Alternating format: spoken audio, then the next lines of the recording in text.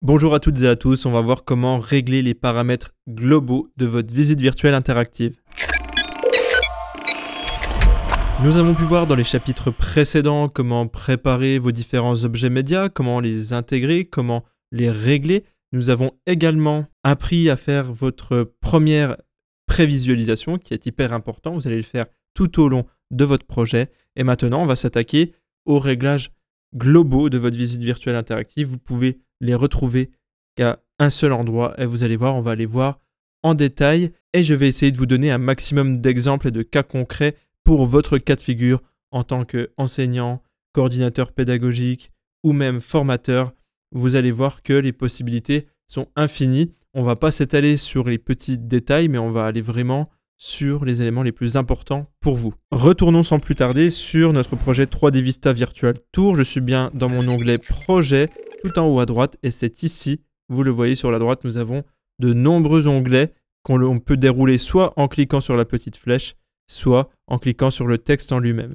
Vous pouvez faire comme moi, les monter et descendre comme ceci. Vous voyez qu'il y en a qui sont beaucoup plus simples que d'autres. Commençons tout de suite sur les réglages généraux. Vous pouvez renommer votre projet, ce sera intéressant quand les personnes vont ouvrir celui-ci, par exemple sur un exécutable, le nom de ce projet va apparaître en haut à gauche, donc choisissez bien votre nom ici. La description ne sera pas forcément visible dépendant des cas de figure. Si vous décidez par exemple de le mettre sur l'application 3D Vista en fin de projet, la description pourra être visible. Donc n'hésitez pas à mettre une courte description de votre projet. Si c'est une formation sur la réparation, par exemple, d'un moteur de voiture, un exemple concret, eh ben, vous pourrez mettre une très courte description de cet objectif pédagogique. Moi, je pense que de mettre vraiment la description de votre parcours pédagogique, c'est vraiment très très bien. L'option sur le clic droit, alors le clic droit dans la visite virtuelle, il peut être paramétré de différentes façons. Là, il permet de faire du plein écran, du muet ou non, ou de changer la rotation. Ce sont des détails techniques. Encore une fois, rien d'important ici. Au niveau de l'heure d'affichage de l'infobulle. Alors, ce n'est pas l'heure d'affichage, c'est-à-dire déjà, qu'est-ce qu'une infobulle? Une infobulle dans 3D Vista, je vais me permettre du coup de faire un aperçu. Ça va charger pendant quelques secondes parce que c'est la première fois que je réouvre mon projet, tout comme vous. Et donc, j'ai intégré dernièrement une infobulle. Par exemple, ici, vous voyez que quand je survole un hotspot, donc là, j'ai ajouté un simple hotspot dans ma visite, et j'ai une petite infobulle qui apparaît. C'est tout simplement ce que l'on appelle un tooltip en anglais, mais là, ça s'appelle infobulle. Donc, dès que vous survolez un élément où il y a besoin d'un infobulle, l'infobulle apparaît. Et donc, 0,6 secondes, c'est le temps que ça met à apparaître quand la personne passe avec sa souris ou avec son curseur de réalité virtuelle. Donc la sortie image laissée en JPEG plus PNG, ce sera très très bien comme ça. Rien de bien spécifique encore une fois. Au niveau de tous les éléments que vous avez à cocher ici, quels sont les plus importants? Donc l'affichage des infobulles sur les écrans tactiles, donc de type smartphone ou tablette, ça peut être bien oui ou non parce que les écrans sont de plus en plus sont très petits en général par rapport à un écran d'ordinateur.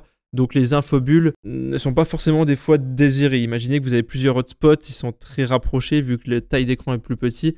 Donc les infobulles ne sont pas forcément intéressantes, donc vous pouvez le désactiver ou l'activer.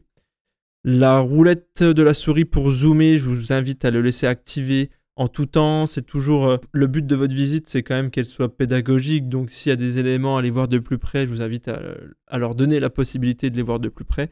Ils pourront zoomer dans les panoramas. Activer préchargement arrière-plan, donc ça c'est plutôt intéressant.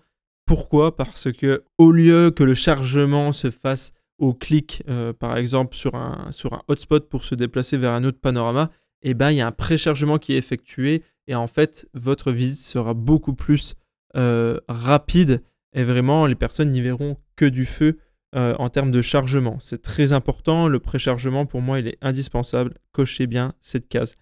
Tout ce que je vais faire ici, bien évidemment, hein, c'est vraiment ce que j'aurais fait pour le client. Donc là, visite virtuelle data center. La description, je vais vous faire ça tout de suite, mais je vais faire quelque chose de court. Donc voilà, je me suis permis de mettre une petite description. Donc, ensuite, basculer en plein écran lors d'un double clic. Laissez-le d'office. De toute façon, la personne, elle va avoir ce réflexe quand elle va utiliser parce que c'est le réflexe qu'on a tous avec une fenêtre sur un ordinateur, c'est de double-cliquer pour l'afficher en plus grand. Donc laissez la possibilité là à votre utilisateur. Commencez avec l'effet Little Planet. Donc ça, c'est du gadget, c'est très beau en général de le mettre. Donc si vous voulez que je le mette, on va voir ce que ça donne tout de suite. Commencez avec l'effet Little Planet, on peut l'inverser. C'est un effet qui ressemble tout simplement à ceci. On va voir comme une planète qui est affichée et on va zoomer à l'intérieur pour se rendre dans notre panorama. Quand on est en intérieur, l'effet est un petit peu spécial, ça ne fait pas vraiment une planète, mais ça fait tout de suite son petit effet. Et pourquoi pas, ça montre aux personnes que vous avez fait une visite virtuelle avec des effets spéciaux. Ça peut être intentionnel, ça peut être vraiment quelque chose de sympa à intégrer. Dans mon cas de figure, je n'en ai pas besoin.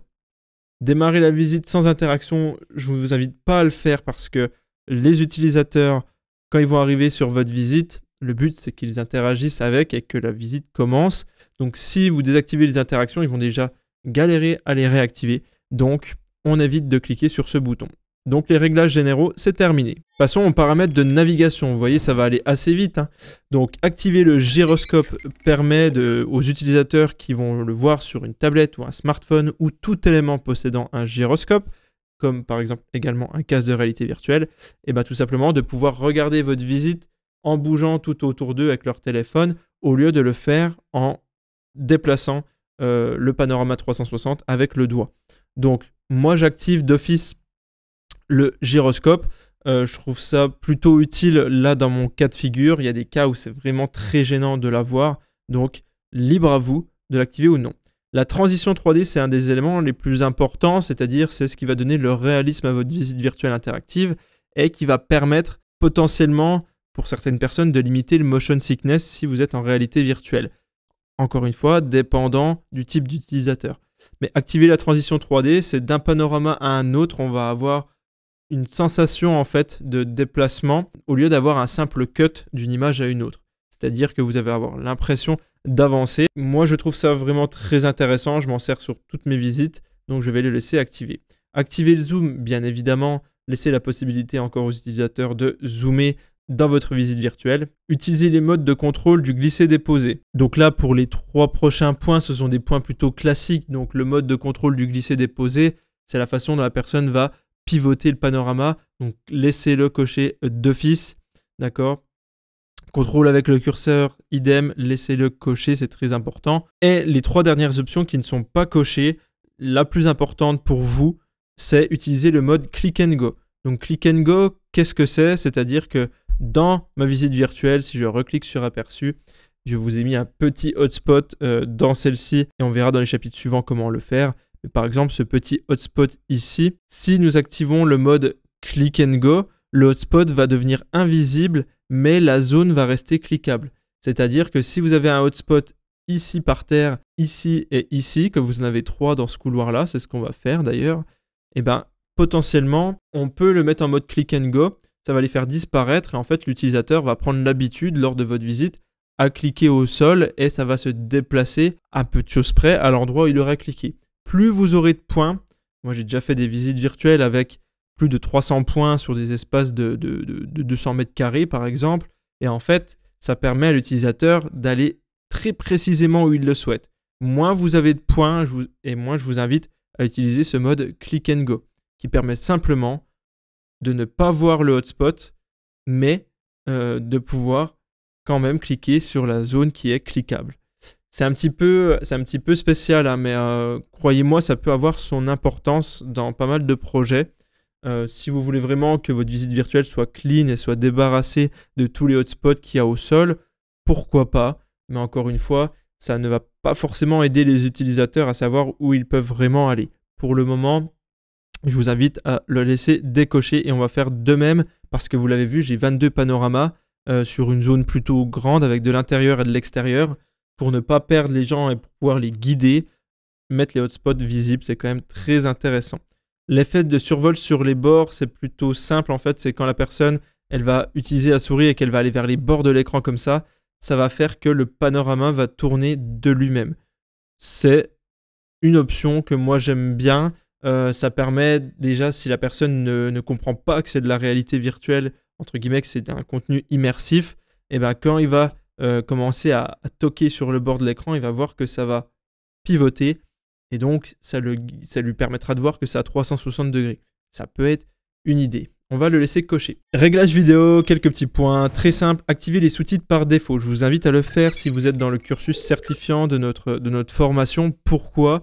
Parce que ça permet de pallier tout simplement et de répondre aux critères d'évaluation quand vous allez passer devant le jury pour proposer des solutions d'adaptation ou de contournement par rapport à des problèmes de handicap par exemple. Et donc d'activer les sous-titres par défaut, il est déjà coché, mais ça va permettre de mettre les sous-titres dans les vidéos. Alors ce n'est pas automatique, d'accord? Il faudra importer un fichier .sous-titres.srt sur votre partie vidéo. Donc par exemple, je vais sur une vidéo, je clique dessus et vous allez voir que vous avez sous-titres avec un petit dossier bleu. Vous pouvez importer votre fichier de sous-titres qui sera horodaté. Donc c'est important de les avoir, sinon si vous cliquez sur activer les sous-titres par défaut, ils ne vont pas être visibles parce que vous n'en aurez pas intégré. D'accord? Deuxième point, modifier la barre de lecture. Très important pour correspondre à votre identité visuelle ou à celle de votre client ou de votre donneur d'ordre. Vous pouvez modifier la barre de lecture de vos vidéos. C'est une petite barre qui va apparaître en bas lors de la lecture des vidéos et qui va pouvoir montrer la progression. Donc, le fond de la boîte, c'est la barre originale et le contexte de progression, c'est en fait le curseur qui va se déplacer vers la droite quand la lecture de vidéo sera lancée. Et donc, on peut changer les couleurs, changer les formes et vraiment personnaliser cette barre. Mais ce qui fait que sur toutes les vidéos, ce sera cette barre-là qui va être présente. Dans ce chapitre 4, les mots-clés, on a fait un tour déjà dessus, c'est ce qu'on appelle les tags. Et vous voyez très bien qu'on a les différentes typologies entre hotspot, média, habillage du composant, c'est ce qu'on a dans la partie habillage. Nous, dans la partie média, par exemple, on a bien extérieur et intérieur. Si je vais dans habillage de composants, je n'ai pas encore créé de tag comme vous l'avez compris. Mais là, vous pouvez créer n'importe quel type de tag et après, vous pouvez les assigner comme vous les avez vus dans les chapitres précédents. Ce qui est pratique, c'est que même dans notre onglet projet, si vous cliquez sur la partie tag, vous voyez qu'il y a des petits tags intérieurs et extérieurs qui sont visibles et c'est hyper pratique. La partie réglage VR, elle est extrêmement importante si vous voulez utiliser votre contenu, donc votre visite virtuelle interactive, en réalité virtuelle. C'est-à-dire, quand ils appellent ça réglage VR, c'est dans un casque de réalité virtuelle. Donc je le rappelle, dans un casque, vous avez soit la possibilité de voir votre visite virtuelle via Internet, donc il faut ouvrir un explorateur dans le casque et mettre l'URL de votre visite virtuelle qui est hébergée en ligne, et donc de l'utiliser pleinement grâce à Internet.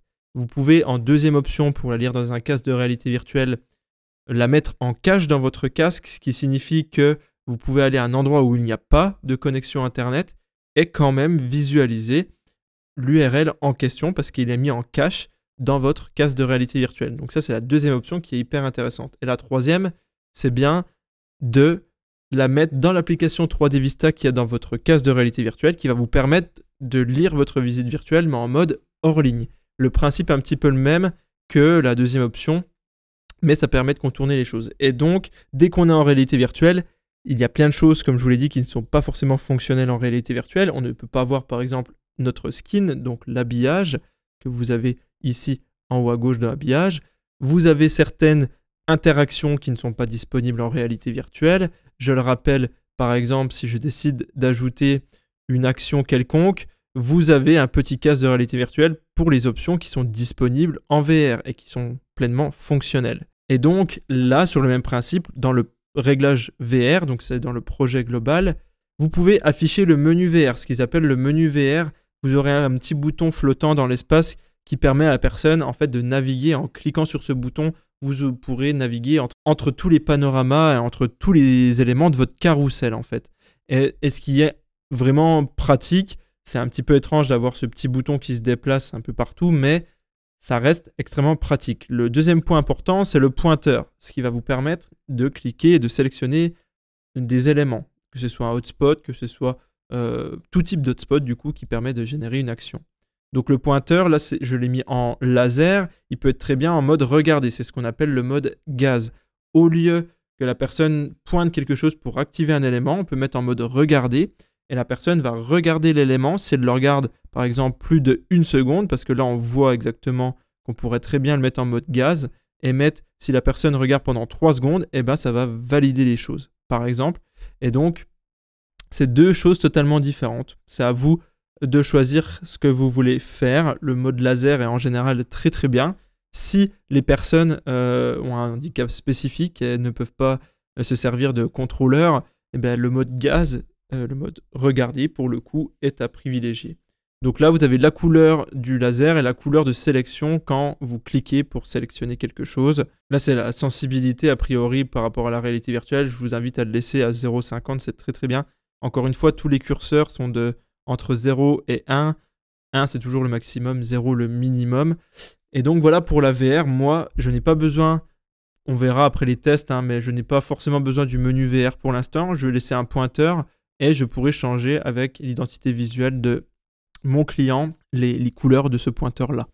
Donc à titre d'exemple, mon client a un logo assez coloré, mais je pourrais très bien mettre un pointeur d'une couleur un petit peu bleue que je vais sélectionner comme ceci, qui correspond au bleu qui est présent dans son logo par exemple. Donc le pointeur serait blanc et dès qu'on clique, il passerait au bleu. L'un des chapitres les plus courts, c'est la musique de fond. Vous avez juste à cliquer juste ici sur le bouton plus pour mettre une musique de fond. Moi, vous l'avez vu, j'ai une musique qui va aller dans musique de fond. Et donc quand je la sélectionne, elle s'ajoute ici. On pourrait très bien en ajouter plusieurs. Vous pouvez également faire une musique de fond que vous éditez en amont sur un outil d'édition de musique. Et donc, vous pouvez la faire durer, par exemple, une vingtaine de minutes. Si vous savez que la personne va utiliser votre visite 20 minutes maximum, ça peut être très bien de mettre 20 minutes et de jouer en boucle. De toute façon, en général, les musiques de fond, elles vont être très basses. La seule problématique qu'on a ici, vous l'avez vu sur la musique de fond, c'est que je ne peux pas régler le volume ici de ma musique de fond. Donc, ce que je vous invite à faire, c'est d'ouvrir votre musique sur un outil d'édition de musique comme Adobe Audition, Audacity qui est totalement gratuit et qui est très bien, ou potentiellement même le faire directement sur des outils qui sont en ligne. Et vous baissez le volume à moins 27 décibels. En général, c'est largement suffisant pour une musique de fond, entre moins 25 et moins 30 décibels. Et donc, ce qui permet d'avoir une musique de fond qui sera déjà très très basse en termes de volume. Je vous invite à laisser jouer en boucle, c'est très bien comme ça. Au niveau des réglages sociaux, pas grand chose, à part si vous vraiment voulez manager votre visite virtuelle interactive d'une façon très spécifique, c'est-à-dire que la seule chose qui est importante, c'est d'anonymiser l'IP pour les analytics, c'est-à-dire que ça va protéger tout simplement et ça va vous mettre en conformité par rapport aux nouvelles normes RGPD. Donc anonymiser l'IP pour les analytics, c'est-à-dire que toutes les personnes qui vont venir sur votre visite virtuelle, si celle-ci est disponible via Internet, d'accord, l'IP sera cachée et vous n'aurez aucune possibilité, vous, de récupérer les adresses IP pour diverses raisons. Donc ça, c'est très important. Inclure l'icône 360, ça, c'est pas forcément... c'est esthétique et ça n'a pas un grand impact. Si vous voulez avoir les analytics de votre visite virtuelle, vous avez juste à mettre l'Analytics ID que vous pouvez trouver sur Google Analytics par exemple. Si, par exemple, il y a des analytics par rapport à Twitter, etc., vous pouvez le mettre ici. Bref, ce sont des fonctionnalités qui sont extrêmement bien quand on fait de la visite virtuelle interactive à but promotionnel, mais pas forcément à but pédagogique.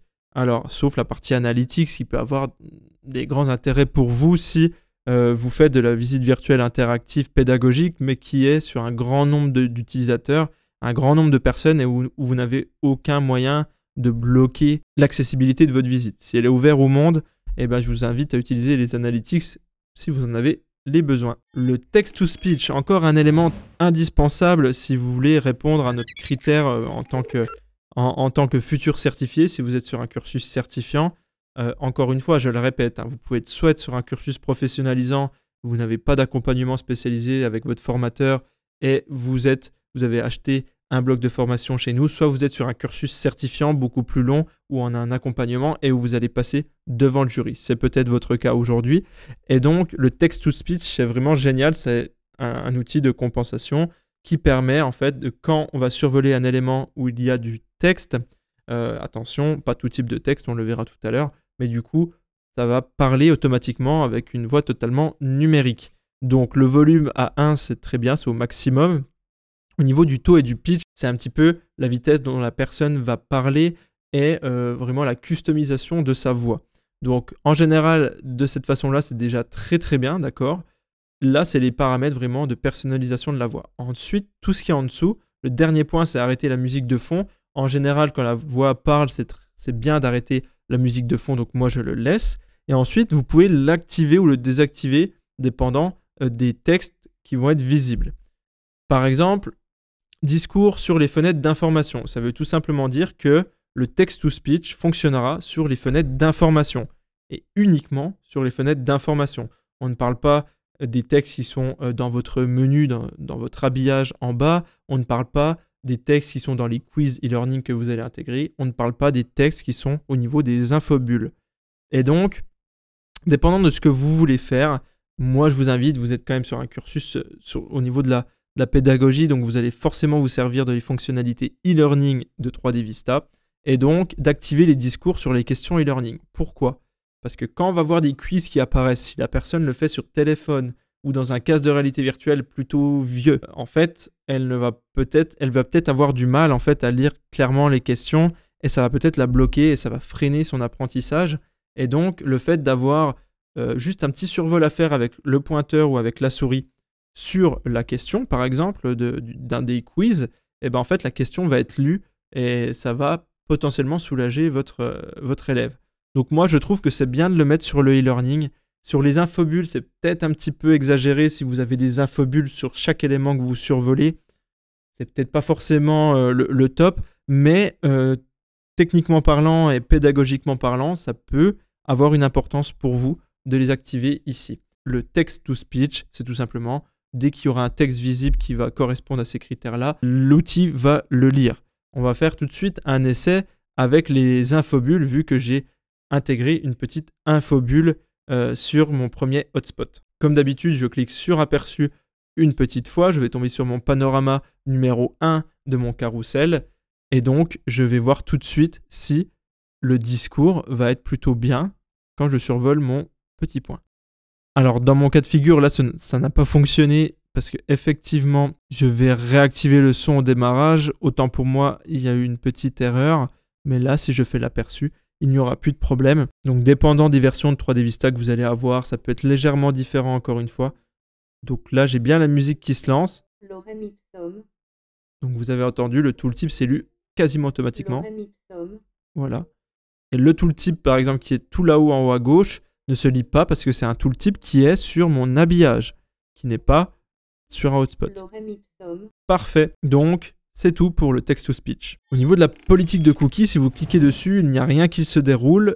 Vous pouvez ajouter un URL donc, de votre site internet sur lequel votre visite virtuelle va être intégrée au niveau de la politique de cookies. Je vous invite à vous rapprocher de votre service informatique si c'est le cas, pour que les utilisateurs, encore une fois, si votre visite virtuelle est sur internet et si elle est ouverte à tous, eh ben, puissent valider la politique de cookies, et vous pouvez sélectionner votre pays en question en cliquant sur plus et en le sélectionnant dans la liste juste ici.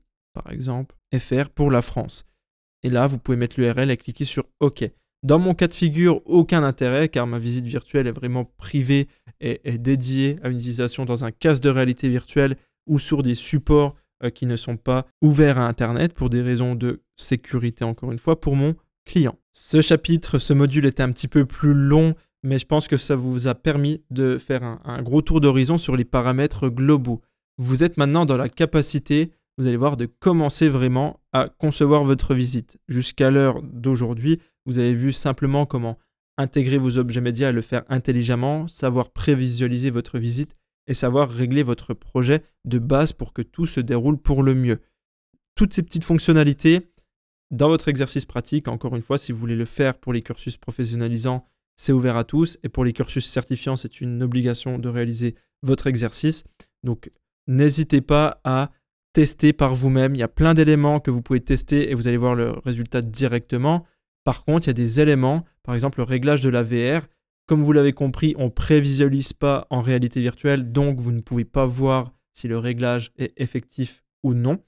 Et donc, malheureusement, par exemple, la couleur de ma sélection ici, de mon curseur, je l'ai mis en bleu, mais je n'ai aucun moyen de savoir si ça fonctionne bien et si c'est beau de le voir en bleu. La seule façon, ce sera donc de publier votre visite réellement, comme à la fin, comme ce qu'on va faire à la toute fin de votre formation, de la publier et de l'intégrer dans un casque de réalité virtuelle sous les 3 méthodes que je vous ai expliquées tout à l'heure. Et là, vous pourrez voir. Mais malheureusement, à l'heure d'aujourd'hui, sur 3D Vista, il n'y a aucun moyen de prévisualisation dans un dispositif de réalité virtuelle. Vous pouvez uniquement le faire sur votre station de montage, c'est-à-dire sur votre ordinateur sur lequel vous travaillez avec 3D Vista. Je vous remercie d'avoir suivi ce chapitre en intégralité. Maintenant, pour ceux qui sont sur un parcours professionnalisant, je vous invite à réaliser votre exercice pratique. Si vous le souhaitez, vous aurez le corrigé type qui apparaîtra juste après dans votre séquence. Pour ceux qui sont dans un cursus certifiant, je vous invite à réaliser votre exercice pratique, à le rendre dans votre cloud totalement privé et je vous fournirai bien évidemment votre corrigé individualisé.